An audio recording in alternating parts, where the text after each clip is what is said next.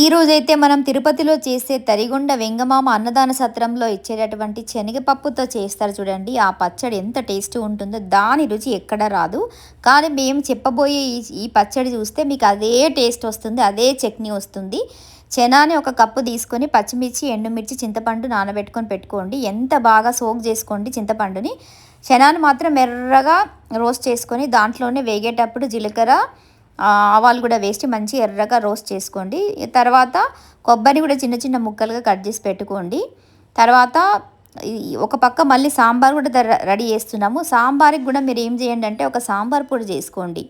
ధనియాలు, జీలకర్ర, మెంతులు ఎర్రగా వేయించి సాంబార్ పొడి చేసి పక్కన పెట్టుకోండి. ఈరోజు తిరుపతిలో అన్నదాన సత్రంలో ఇచ్చేటటువంటి ఆ చెనాదాల్ చట్నీ, సాంబారు, అప్పడాలు వేసుకొని తింటే అమృతం అండి. చూసారు కదా, చెనా ఎర్రగా రోస్ట్ అయిపోయింది. ఎండుమిర్చి, పచ్చిమిర్చి కూడా రోస్ట్ అయిపోయాయి. చింతపండు కూడా వేసేద్దాము. కొబ్బరి ముక్కలు కూడా వేసేసి, పచ్చి కొబ్బరి ముక్కలు వేసేసి మిక్సీలో చల్లారిన తర్వాత మిక్సీ జార్లో వేసి కొంచెం కోర్సుగా దాన్ని మిక్సీ కొట్టండి. తర్వాత దాన్ని పోపు వేసుకోవడం మీ ఇష్టము. ఇంగువ కూడా ఖచ్చితంగా యాడ్ చేయాలి ఆ ఫ్లేవర్ రావాలంటే.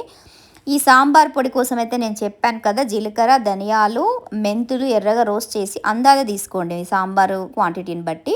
ముక్కలన్నీ ఉడికించి సాంబార్లో వేసేసి పోపు వేసుకుంటారు కదా, ఎంత బాగా ఉంటుందంటే.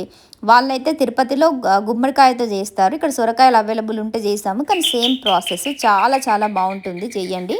సాంబార్ అయితే మీరు అలా చేస్తే అసలు ఆ టేస్ట్ అదిరిపోతుందండి. ఈరోజైతే రెండు సేమ్ తిరుపతి అన్నదాన సత్రంలో ఉండే సాంబారు ప్లస్ చట్నీతో అరగిద్దామా. చూసారు కదా, సాంబారు అసలు సలసలా కాగుతుంది. అసలు ఎంత మంచి స్మెల్ వచ్చిందో.